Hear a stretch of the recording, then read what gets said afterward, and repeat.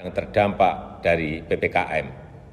Karena itu, jika tren kasus terus mengalami penurunan, maka tanggal 26 Juli 2021 pemerintah akan melakukan pembukaan secara bertahap. Pasar tradisional yang menjual kebutuhan pokok sehari-hari diizinkan dibuka sampai pukul 20 dengan kapasitas pengunjung 50%.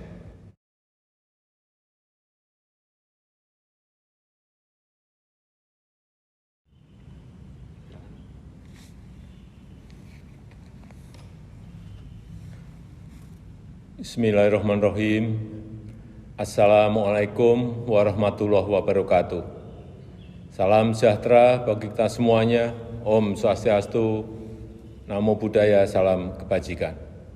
Bapak, Ibu, dan saudara-saudara sebangsa dan setanah air, penerapan PPKM darurat yang dimulai tanggal 3 Juli 2021 yang lalu adalah kebijakan yang tidak bisa kita hindari, yang harus diambil pemerintah meskipun itu sangat berat. Ini dilakukan untuk menurunkan penularan COVID-19 dan mengurangi kebutuhan masyarakat untuk pengobatan di rumah sakit, sehingga tidak membuat lumpuhnya rumah sakit lantaran overkapasitas pasien COVID-19, serta agar layanan kesehatan untuk pasien dengan penyakit kritis lainnya tidak terganggu dan terancam nyawanya. Namun, alhamdulillah, kita patut bersyukur setelah dilaksanakan PPKM darurat, terlihat dari data penambahan kasus dan kepenuhan bed rumah sakit mengalami penurunan. Kita selalu memantau, memahami dinamika di lapangan, dan juga mendengar suara-suara masyarakat yang terdampak dari PPKM. Karena itu, jika tren kasus terus mengalami penurunan, maka tanggal 26 Juli 2021 pemerintah akan melakukan pembukaan secara bertahap. Pasar tradisional yang menjual kebutuhan pokok sehari-hari diizinkan dibuka sampai pukul 20 dengan kapasitas pengunjung 50%. Pasar tradisional selain yang menjual kebutuhan pokok sehari-hari diizinkan dibuka sampai dengan pukul 15 dengan kapasitas maksimal 50%. Tentu saja dengan penerapan protokol kesehatan yang ketat, yang pengaturannya akan ditetapkan oleh pemerintah daerah. Pedagang kaki lima, toko kelontong, agen atau outlet voucher, pangkas rambut, laundry, pedagang asongan, bengkel kecil, cucian kendaraan, dan usaha kecil lainnya yang sejenis diizinkan buka dengan protokol kesehatan ketat sampai dengan pukul 21 yang pengaturannya teknisnya akan diatur oleh pemerintah daerah. Warung makan, pedagang kaki lima, lapak jajanan, dan sejenisnya yang memiliki tempat usaha di ruang terbuka diizinkan buka dengan protokol kesehatan dengan ketat sampai pukul 21 dan maksimum waktu makan untuk setiap pengunjung 30 menit.